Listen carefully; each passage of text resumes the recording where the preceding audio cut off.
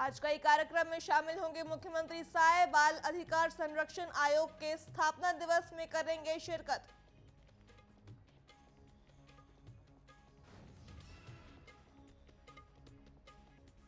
बलौदाबाजार 10 जून 2024 हिंसा मामले में हुई 2 अन्य गिरफ्तारी। रेमन अनंत और सुशील जांगड़े गिरफ्तार। आगजनी हिंसा और तोड़फोड़ में थे शामिल।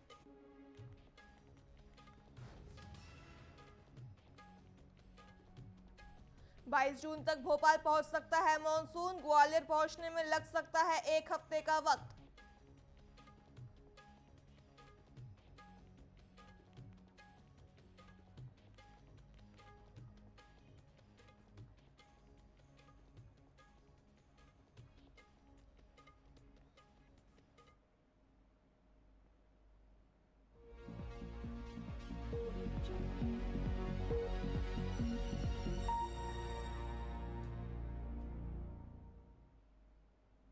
नमस्कार, मॉर्निंग न्यूज में आपका स्वागत है। मैं हूं आपके साथ सिल्वी बैनर्जी। बुलेटिन की शुरुआत कर लेते हैं इस वक्त की बड़ी खबर से। कनाडा पहुंचे पीएम मोदी। बड़ी खबर आपको कनाडा से बता रहे हैं, जहां प्रधानमंत्री मोदी कनाडा पहुंच चुके हैं। G7 सम्मेलन में प्रधानमंत्री होंगे शामिल। बड़ी खबर आपको कनाडा से बता रहे हैं, जहां प्रधानमंत्री मोदी G7 सम्मेलन में शामिल होने के लिए कनाडा पहुंच चुके हैं। अमेरिका के राष्ट्रपति डोनाल्ड ट्रंप लौट रहे हैं वापस। समिट को बीच में छोड़कर वापस लौट रहे हैं अमेरिका।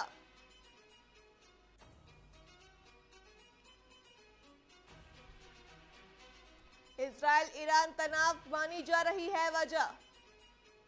बड़ी खबर आपको कनाडा से बता रहे हैं, जहां पीएम मोदी कनाडा पहुंच चुके हैं। G7 सम्मेलन में शामिल होने के लिए द्विपक्षीय वार्ता में शामिल होंगे।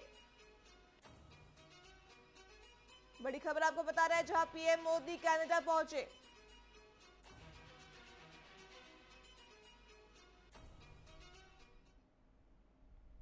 खबरों का रुख कर लेते हैं। साइप्रस की सरजमीं पर भारत का गौरव बढ़ा है। पीएम नरेंद्र मोदी को साइप्रस के सर्वोच्च नागरिक सम्मान grand cross of the order of Makarios 3 से सम्मानित किया गया। इस दौरान पीएम मोदी ने कहा कि ये सम्मान न सिर्फ पीएम मोदी का है, बल्कि 140 करोड़ भारतीयों की संस्कृति, सोच और सेवा भाव का भी सम्मान है। वो हमारी संस्कृति, भाईचारे और वासुदेव कुटुंबकम की विचारधारा का सम्मान है। इसके अलावा साइप्रस और भारत के बीच द्विपक्षीय संबंधों को लेकर भी बात हुई है। आपको बता दें, साइप्रस किसी भी तरह से आतंकवाद के खिलाफ भारत के साथ खड़ा है। प्रधानमंत्री मोदी ने कहा कि लोकतंत्र में आपसी विश्वास हमारे संबंधों को मजबूत नींव है। इसके साथ ही भारत और साइप्रस के बीच रिश्ते न तो परिस्थितियों से बने हैं और न ही सीमित है। हम एक दूसरे की संप्रभुता और क्षेत्रीय अखंडता का सम्मान करते हैं। ये आपसी संबंधों में एक नया अध्याय लिखने का अवसर है।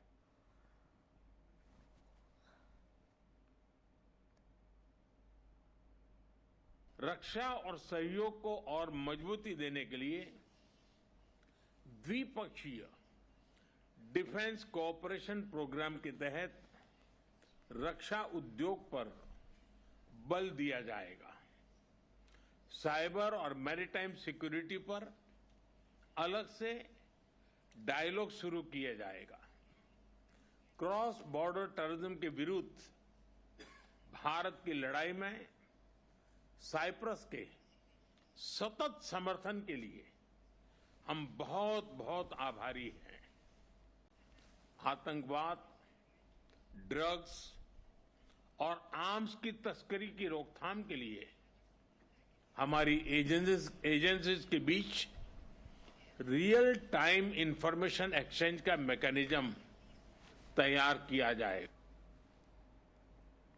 खबरों के बीच रुक कर लेते इस वक्त की बड़ी खबर का, जो राजधानी रायपुर से है। रायपुर से आपको बड़ी खबर बता रहे हैं, जहां आज कई कार्यक्रम में शामिल होंगे मुख्यमंत्री विष्णुदेव साय। बड़ी खबर आपको रायपुर से बता रहे हैं, जहां कई कार्यक्रमों में सीएम साय शामिल होंगे। 1 बजे पंडित दीनदयाल उपाध्याय ऑडिटोरियम में जाएंगे मुख्यमंत्री साय। बड़ी खबर आपको रायपुर से बता रहे हैं, जहां सीएम साय आज कई कार्यक्रमों में शामिल होंगे। बाल अधिकार संरक्षण आयोग के स्थापना दिवस में होंगे शामिल।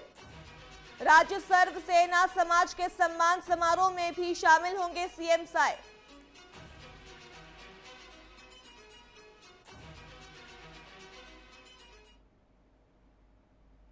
रुक कर लेते अगली बड़ी खबर का, जो रायपुर से है। राजधानी रायपुर से आपको बड़ी खबर बता रहे हैं, जहां कल साय कैबिनेट की बैठक होगी। बड़ी खबर आपको रायपुर से बता रहे हैं, जहां कल साय कैबिनेट की बैठक होगी। सुबह 11:30 बजे मंत्रालय महानदी भवन में यह बैठक होगी। बड़ी खबर आपको रायपुर से बता रहे हैं, जहां कल सीएम साय की बैठक सुबह 11:30 बजे मंत्रालय महानदी भवन में होगी। शहीद एएसपी की पत्नी की अनुकंपा नियुक्ति पर निर्णय संभव है। इसके साथ ही मॉनसून सत्र में पेश होने वाली विधेयकों को मिल सकती है मंजूरी।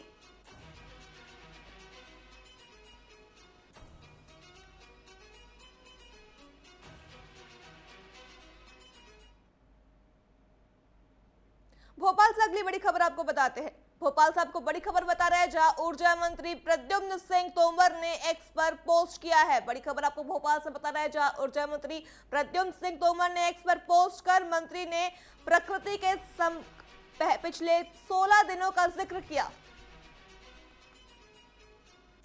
अपनी पोस्ट में प्रकृति के साथ चलने की बात की। मंत्री ने लिखा, बदलाव के राह पर एक और कदम।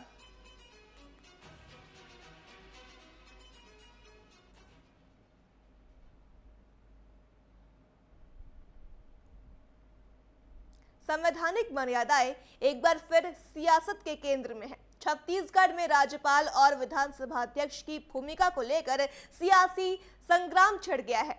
कांग्रेस और बीजेपी के बीच अब जंग सिर्फ नीतियों की नहीं, बल्कि संवैधानिक परंपराओं को लेकर भी तेज हो गई है।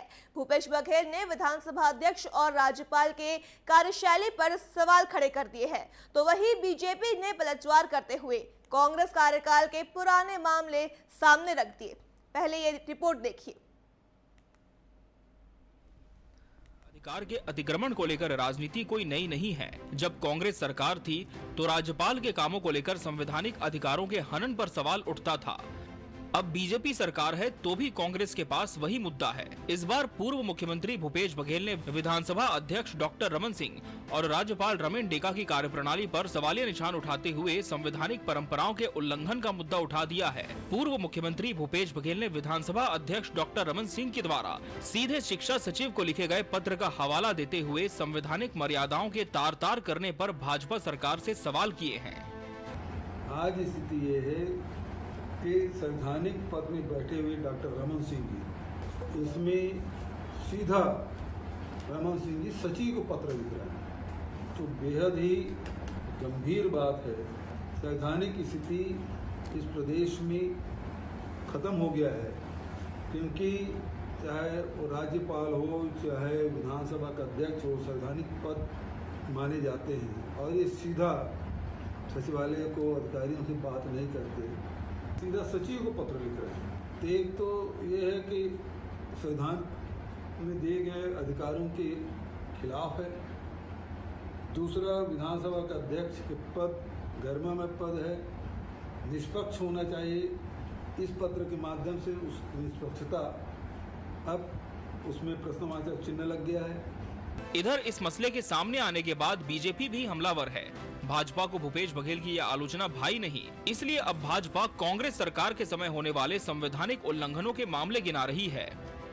भूपेश बघेल जी इतने वरिष्ठ नेता रहे हैं, किसी विषय को लेकर के जबरदस्ती तूल देना या फिर राजनीतिकरण करना, ये उनको शोभा नहीं देता। मुझे लगता है कि इतनी गंभीरता माननीय हमारे भूपेश बघेल जी में होनी चाहिए। भूपेश बघेल जी रह के उनको यही तकलीफ आ रहा है।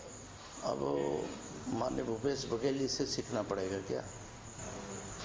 इस तरह की बात कर रहे हैं, मैं समझता हूँ कि उचित नहीं है। संवैधानिक अधिकार और उनकी मर्यादाओं को तोड़ने के ऐसे कई मामले राजनीतिक चिंतन की वजह कई बार बने हैं, लेकिन अब तक लड़ाई राज्यपाल के नाम तक सीमित थी, पर अब पहली बार विधानसभा अध्यक्ष भी इस सियासी जंग में निशाने पर हैं। Bureau report, TV 24 news. Pachmarhi में 3 दिनों तक चलने वाले बीजेपी प्रशिक्षण वर्ग का समापन हो गया है। प्रशिक्षण वर्ग में शामिल हुए वरिष्ठ नेताओं ने सांसद और विधायकों को कई अहम टिप्स दिए। 3 दिवसीय सांसद और विधायकों के प्रशिक्षण शिविर का रक्षा मंत्री राजनाथ सिंह की उपस्थिति में समापन हुआ। आपको बता दें, प्रशिक्षण वर्ग का उद्घाटन केंद्रीय गृह मंत्री अमित शाह ने किया था। इस प्रशिक्षण शिविर में भाजपा के जनप्रतिनिधियों ने वैचारिक प्रतिबद्धता और जनसेवा के संकल्प को और दृढ़ किया है। कार्यकर्ताओं और जनप्रतिनिधियों को संगठन की कार्यपद्धति, अनुशासन और सेवा के भाव से जुड़ने का संदेश दिया गया और साफ किया गया कि भाजपा में पद का मतलब जनता की सेवा है।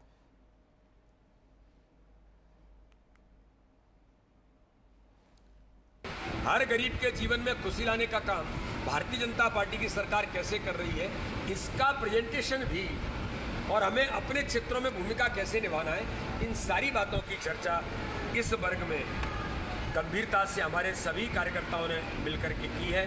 और मैं ऐसा मानता हूं कि इस दिशा में कैसे हमें अपने आप को निरोगी बना करके रखना है, कैसे अपने आप को स्वस्थ बना करके रखना है, इन बातों की चर्चा भी, क्षेत्र में कैसे हमें जनसंपर्क से लेकर के बाकी चीज़ें करनी है, इन सभी मुद्दों पर बहुत व्यावहारिक चर्चा और एक एक कार्यकर्ता का इन्वॉल्वमेंट। आपको आश्चर्य होगा, ज़्यादातर सांसद और विधायकों ने किसी न किसी रूप में इस वर्ग में इन्वॉल्वमेंट किया है। भोपाल में कांग्रेस हरिजन प्रकोष्ठ के प्रदेश अध्यक्ष प्रदीप अहिरवार पर गांजा बसौदा के पास जानलेवा हमला हुआ। प्रदीप अहिरवार एक शादी समारोह से लौट रहे थे, तभी 50 से 60 हथियारबंद लोगों ने हमला कर दिया। लाठी डंडों और तलवारों से लैस हमलावरों ने से किसी तरह जान बचाकर वो थाने पहुंचे और पुलिस को सूचना दी। फिलहाल पुलिस ने 9 आरोपियों को हिरासत में ले लिया है। अहिरवार ने कहा कि ये हमला क्यों हुआ, ये जांच का विषय है।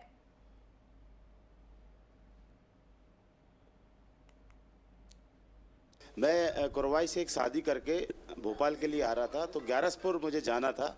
बासोदा के आगे एक गांव है डायला गांव में करीब 50 से 60 हथियारबंद युवक इंतजार में थे, किसी के या मेरे इंतजार में थे, ये जांच का विषय है। जैसे ही मैं रोड पे गया, उन्होंने मेरी गाड़ी रोकी और गाड़ी रोकते से ही उन्होंने मेरा नाम पूछा। जब मैंने अपना नाम प्रदीप अहिरवार बताया तो वहाँ 10-15 लोग लड़के जो दारू पिए थे, उन्होंने गाड़ी पर हमला बोल दिया और मैंने अपने ड्राइवर से कहा कि आप गाड़ी बढ़ाओ।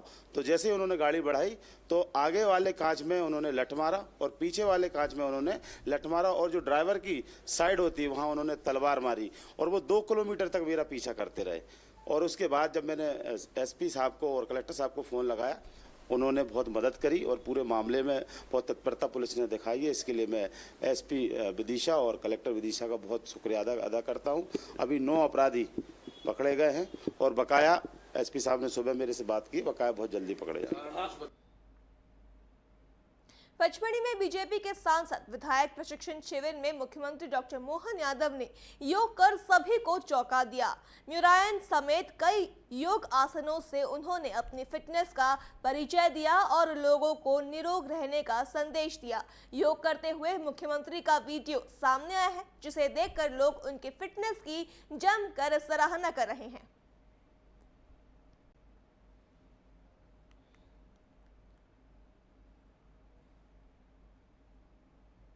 पचमढ़ी में चल रहे भाजपा प्रशिक्षण शिविर में 2 पुलिस अधिकारियों के बीच हुए विवाद ने तूल पकड़ लिया है।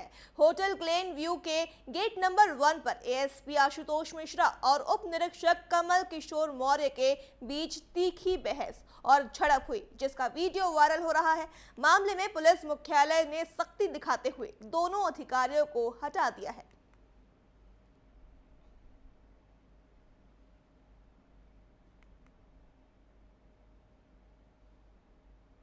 भोपाल में कांग्रेस के संगठन सृजन अभियान को लेकर एआईसीसी पर्यवेक्षक यशोमती ठाकुर ने प्रेस वार्ता की है। उन्होंने कहा कि देश तानाशाही से चल रहा है, कांग्रेस संगठन को नई ताकत देगी। 3 दिन तक कार्यकर्ताओं से मिलकर ब्लॉक वाइज चर्चा की जाएगी। ठाकुर ने साफ किया है कि अब पार्टी में जमीन से जुड़े नेताओं को मौका मिलेगा। राहुल गांधी के दबाव में ही सरकार ने जातिगत जनगणना पर झुकाव दिखाया है, इसे पार्टी में भी लागू किया जाएगा।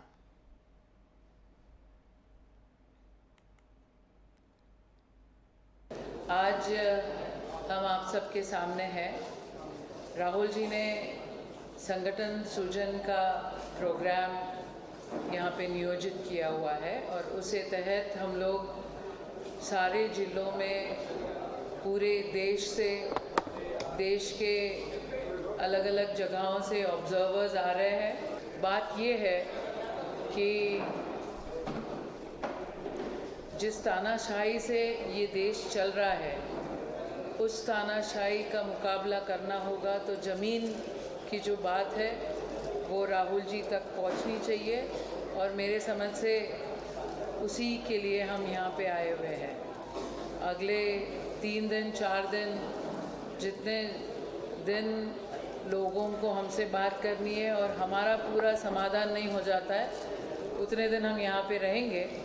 अभी तो नियोजन अगले 3 दिन का है, मैंने 4 दिन आज का यदि दिन पकड़ा तो उसके बाद में आप लोग।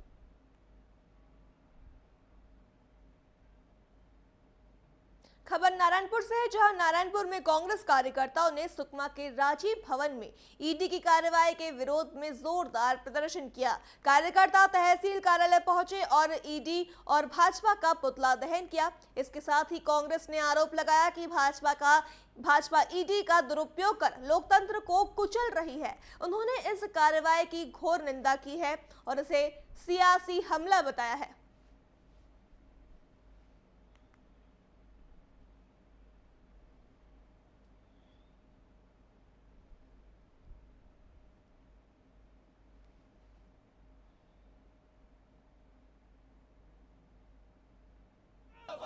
बीजेपी मुर्दाबाद मुर्दाबाद मुर्दाबाद, कांग्रेस पार्टी जिंदाबाद जिंदाबाद जिंदाबाद, राहुल गांधी बीजेपी मुर्दाबाद मुर्दाबाद मुर्दाबाद, कांग्रेस पार्टी जिंदाबाद जिंदाबाद जिंदाबाद, बीजेपी मुर्दाबाद मुर्दाबाद मुर्दाबाद, कांग्रेस पार्टी जिंदाबाद जिंदाबाद जिंदाबाद, राहुल गांधी बीजेपी मुर्दाबाद मुर्दाबाद मुर्दाबाद, कांग्रेस पार्टी जिंदाबाद जिंदाबाद जिंदाबाद, राहुल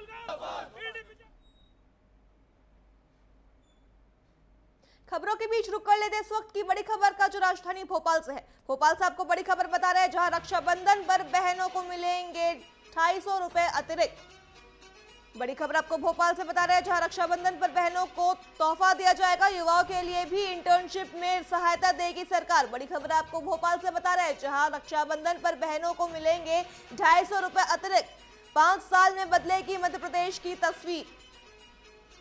बरेली में आयोजित कार्यक्रम में सीएम ने यह ऐलान किया है। बड़ी खबर आपको भोपाल से बता रहे हैं, जहां रक्षाबंधन पर बहनों को 250 रुपए अतिरिक्त मिलेंगे।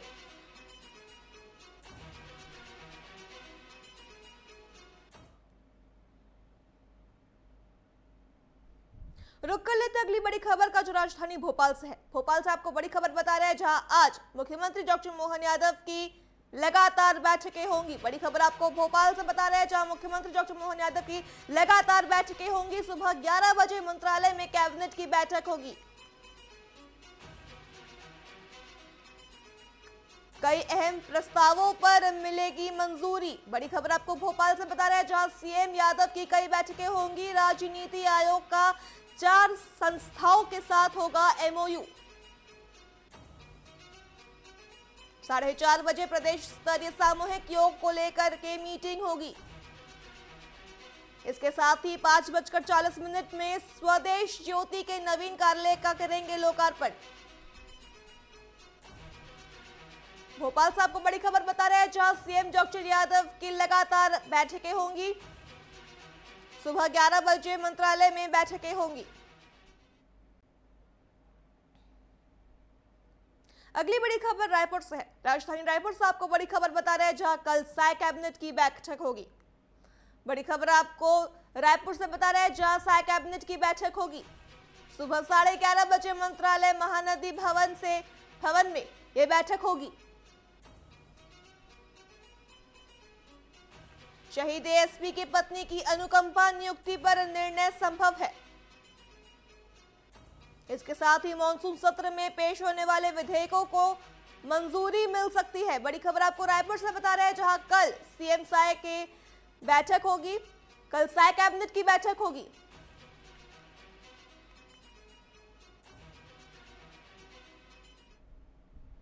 खबरों का रुख कर लेते हैं। खबर बालाघाट से है, जहां बालाघाट के पचामा दादर के कटेछेरिया जंगलों में संयुक्त पुलिस बल की बड़ी कार्रवाई में 4 हार्डकोर नक्सली मारे गए हैं।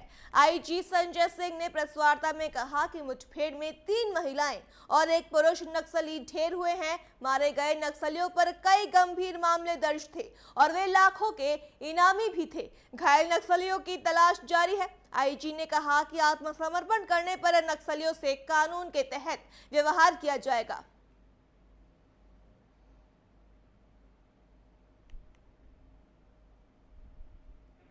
दलमका है, लेकिन ये क्या होता है कि बीच बीच में अलग अलग एरिया कमेटी के लोग एक दूसरी एरिया कमेटी में जाते रहते हैं। तो कुल मिलाकर अपना जो एमएनसी जोन में जो एरिया कमेटीज करिए हैं, लेकिन ज़्यादातर लोग मलाजखंड दलम के हैं। जो मलाजखंड दलम का एरिया है, तो उसके मलाजखंड दलम के हम कह सकते हैं 30-35 के आसपास नक्सल। तो जैसे 4 मारे गए हैं, तो कह सकते हैं अराउंड 30। अब उसको एग्जैक्ट बताना तो बड़ा मुश्किल है। ये पहला इतना बड़ा ऑपरेशन है जिसमें इतनी सारी करीबन 26 पार्टीज़ और उसके 600 जवान एक साथ क्लोज कोऑर्डिनेटेड अप्रोच में गए और जो उनके इंटीरियर के डेरे हो सकते हैं वहाँ पर जाके हम लोगों ने सर्च ऑपरेशन चलाया और उसमें हमें एक बड़ी सफलता प्राप्त हुई है। इसमें 1 पुरुष नक्सली और 3 महिला नक्सली जो हैं, जो ACM रैंक के कार्डर्स थे, जिसमें एक जो है वो बस्तर के रहने वाले हैं, एक कोरची महाराष्ट्र की रहने वाली है, अन्य जो है ये भी छत्तीसगढ़ के रहने वाले हैं, जिन पे करीबन कुल 56 लाख रुपए का इनाम था। इनको पुलिस फोर्सेस ने न्यूट्रलाइज़ किया है। इसके साथ ही जो अन्य नक्सली थे जो इस मुठभेड़ में घायल हुए हैं, उनको भी हम अभी ट्रेस डाउन करने के प्रयास कर रहे हैं।